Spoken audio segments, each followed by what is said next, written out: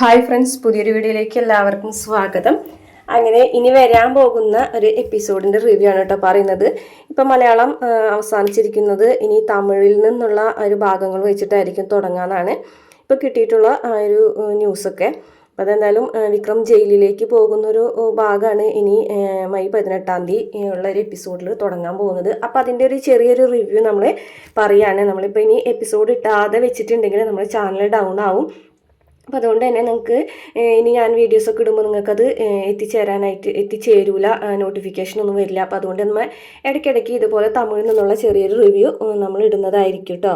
അതായത് തമിഴിൽ നിന്നുള്ള കുറച്ച് ഭാഗങ്ങൾ ഇനി വരാൻ ചാൻസ് ഉള്ള കുറച്ച് ഭാഗങ്ങളാണ് ഇനി നമ്മൾ ഇടാൻ പോകുന്നത്. അപ്പോൾ എല്ലാവരുടെ സപ്പോർട്ട് ഉണ്ടാവണം. മെയ് 18 തുടങ്ങിയിട്ട് നമ്മൾ ഒറിജിനൽ എപ്പിസോഡും ഇട്ട് തുടങ്ങും കേട്ടോ. അപ്പോൾ ഇനി മെയ് 18 ഫസ്റ്റ് എപ്പിസോഡിൽ ഉണ്ടാകാൻ പോകുന്നത് ഇനി വീണ്ടും വിക്രമിനെ 18 കോടതിയിൽ ഹാജരാക്കുന്ന സമയത്തും അന്ന് വന്ന എല്ലാവരും തന്നെ അവിടേക്ക് വന്നിട്ടുണ്ടായിരുന്നു. ശ്രീനിസാറും അതുപോലെ കമലാമയും ശ്രീജിയും അച്ഛനും അതുപോലെ വേദയും വന്നിട്ടുണ്ട് കേട്ടോ. വേദ അതേപോലെ തന്നെ അന്ന് വന്നതുപോലെ തന്നെ വേദ മാറി നിൽക്കുകയാണ്. കാരണം മറ്റുള്ളവരെ മുന്നിലേക്ക് വരാനായിട്ട് വേദ തയ്യാറാവുന്നില്ല. കാരണം അങ്ങനെ വന്നിട്ടുണ്ടെങ്കിൽ വിക്രം രക്ഷപ്പെട്ടില്ലെങ്കിൽ വേദയുടെ ജീവൻ അപകടത്തിലാവുന്ന വേദയ്ക്ക് നന്നായിട്ട് അറിയാം. വേദയുടെ ജീവൻ അപകടത്തിലാവുന്നുള്ളതല്ല വേദയ്ക്ക് കാര്യം. വേദയുടെ കുഞ്ഞില്ലാതാവാൻ പാടില്ല എന്നുള്ളത് തന്നെയാണ് വേദ വിചാരിക്കുന്നത്. അങ്ങനെ വിക്രമിൻ്റെ കേസ് വാദവും കാര്യങ്ങളൊക്കെ തുടങ്ങുകയാണ്. ദർശനാണ് കേട്ടോ ഇതിൽ മുന്നിൽ വിക്രമിന് ശിക്ഷ വാങ്ങിച്ചു കൊടുക്കാൻ നിൽക്കുന്നത്. അതുപോലെ വിക്രമിന് വേണ്ടി വാദിക്കാനായിട്ട് വന്നിരിക്കുന്നത് ശങ്കരനാരായണനാണ്. അപ്പോൾ VRS എടുക്കാൻ പോകുന്നതിന് മുമ്പായിട്ട് ഒരിക്കൽ കൂടിയിട്ട് വക്കീൽ കൂട്ട് അണിയെന്ന് പറഞ്ഞിട്ടുണ്ടായിരുന്നു. അപ്പോൾ വിക്രമിന് വേണ്ടി വാദിക്കാനായിട്ട് ദർശനല്ല ശങ്കരനാരായണനാണ്. അപ്പോൾ ദർശനും ശങ്കരനാരായണനുമാണ് കോടതിയിൽ ഏറ്റുമുട്ടുന്നത്. അങ്ങനെ അവിടെ വാദവും പ്രതിവാദവും അങ്ങനെയുള്ള കാര്യങ്ങളൊക്കെ പറയുന്നുണ്ടെങ്കിലും വിക്രമിനെതിരെ സാക്ഷി പറയാനായിട്ട് പോലീസുകാർ തന്നെയാണ് ഉണ്ടാവുക. അതായത് അന്ന് അവിടെ വെച്ചിട്ടുണ്ടായിരുന്ന പോലീസുകാർ അതുപോലെ ജോബി അങ്ങനെ കുറേ സാക്ഷികളൊക്കെ നിരത്തി വിക്രമിന് പരമാവധി ശിക്ഷ വാങ്ങിച്ചു കൊടുക്കുക എന്നുള്ളതാണ് ദർശൻ്റെ ലക്ഷ്യം. ഇതേസമയം ശങ്കരനാരായണനാണെന്നുണ്ടെങ്കിൽ വിക്രമിനെ വേണ്ടിയിട്ട് വാദിക്കുന്നുണ്ട്. പക്ഷേ ആ വാദങ്ങളൊക്കെ തള്ളിപ്പോവുകയാണ്. കാരണം എല്ലാതും വിക്രമിനെതിരെ തന്നെയാണ് കേട്ടോ. എല്ലാ കാര്യങ്ങളും വിക്രമിനെതിരെ വന്നു ചേരുകയാണ്. കാരണം ശ്രീകാന്തൊക്കെ ഉറച്ച നിലപാടിൽ തന്നെയാണ് നിൽക്കുന്നത്. അതുകൊണ്ട് തന്നെ വിക്രമിന് ശിക്ഷ കിട്ടുമെന്നുള്ള രീതിയിലേക്ക് കാര്യങ്ങൾ എത്തിച്ചേരുകയാണ് കേട്ടോ.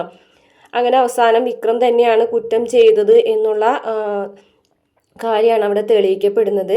അപ്പോൾ വേദയാണെന്നുണ്ടെങ്കിലും മറിഞ്ഞു നിന്നതൊക്കെ കേട്ട് പൊട്ടിക്കറിയാണ് ചെയ്യുന്നത്. 6 വർഷത്തേക്കാണ് വിക്രമിന് തടവ് ശിക്ഷ ലഭിക്കുന്നത്. 6 വർഷം ജയിലിലേക്ക് അയക്കുകയാണ് വിക്രമിനെ.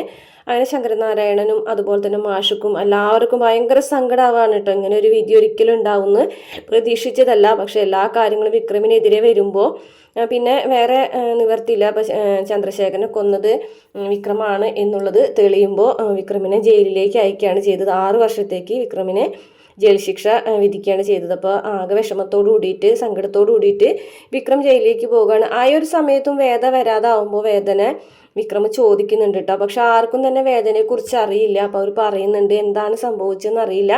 വേദ ഇതുവരെ വന്നിട്ടില്ല. വേദ ചിലപ്പോൾ മാറി നിൽക്കുന്നതായിരിക്കും മറ്റുള്ളവരുടെ കണ്ണിൽ പെടാതിരിക്കാൻ വേണ്ടിയിട്ട്. ഇനി അനിയൻകുട്ടനെ കൊന്നതുപോലെ തന്നെ വേദയ്ക്കും കൂടിയിട്ട് ഏതെങ്കിലും രീതിയിൽ അപകടങ്ങൾ ഉണ്ടാവുമോ എന്നൊക്കെ ഉള്ള സംശയം കൊണ്ടായിരിക്കും വേദ മാറി നിൽക്കുന്നത് എന്നൊക്കെ പറഞ്ഞ് വിക്രമിനെ ആശ്വസിപ്പിക്കുകയാണ്.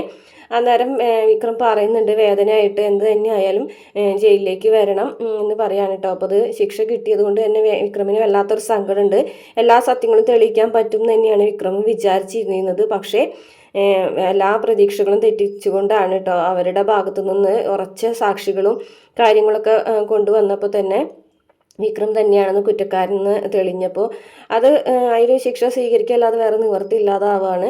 അങ്ങനെ വിക്രം ജയിലിലേക്ക് പോകുകയാണ് കേട്ടോ. അപ്പോൾ വിക്രം മനസ്സിൽ ഭയങ്കര വിഷമത്തോടു കൂടിയിട്ടാണ് വിക്രം ജയിലിലേക്ക് പോകുന്നത്. ഇതേ സമയം വേദയാണെന്നുണ്ടെങ്കിൽ വിക്രം ജയിലിലേക്ക് പോകുന്നത് നോക്കി നിൽക്കുകയാണ്. അങ്ങനെ വേദ വേറൊരു സ്ഥലത്തേക്ക് ദൂരത്തേക്ക്, അതായത് ഇവരുടെ ഒന്നും കണ്ണിൽ പെടാത്ത വേറൊരു സ്ഥലത്തേക്ക് വേദ പോവുകയാണ് കേട്ടോ. ഇനി ഒരുപാട് വർഷങ്ങൾക്ക് ശേഷമാണ് വേദ തിരികെ എത്തുന്നത്. തിരികെ എത്തുമ്പോൾ ഒരുപാട് ട്വിസ്റ്റുകളൊക്കെ ആയിട്ടാണ് കേട്ടോ നമ്മുടെ ഈ ഇനി അടുത്ത് വരുന്ന എപ്പിസോഡുകളൊക്കെ തുടങ്ങാൻ പോകുന്നത്. അപ്പോൾ ഇതുവരെ തന്ന സപ്പോർട്ട് എല്ലാവരും ഇനിയും തരണമെന്ന് പ്രതീക്ഷിക്കുന്നു. അപ്പോൾ ഇനി ഇതുപോലുള്ള ചെറിയ റിവ്യൂസൊക്കെ നമ്മൾ ഇടുന്നുണ്ടായിരിക്കും തമിഴിൽ നിന്നുള്ള. അപ്പോൾ അത് നിങ്ങൾക്ക് താല്പര്യം ഉണ്ടെന്നുണ്ടെങ്കിൽ കമൻറ്റ് ചെയ്യണേ. അപ്പോൾ പുതിയൊരു റിവ്യൂ ആയിട്ട് കാണുന്നവരേക്കും താങ്ക് യു.